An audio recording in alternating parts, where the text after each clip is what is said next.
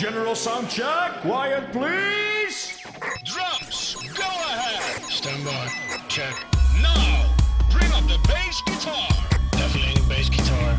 Play up the electrics. I love it.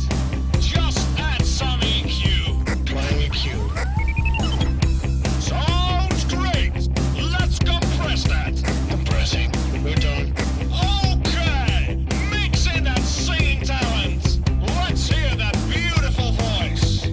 Feeling the magic, reach out and grab it, get up and see.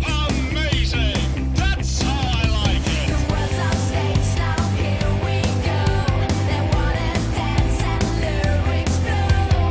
Celebrating life is what we do. We are ready to rock. Hello world, we're born to make you party. Hello world,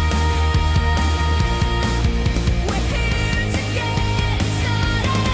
Hello world. Stop. Rewind. Rewinding, take one.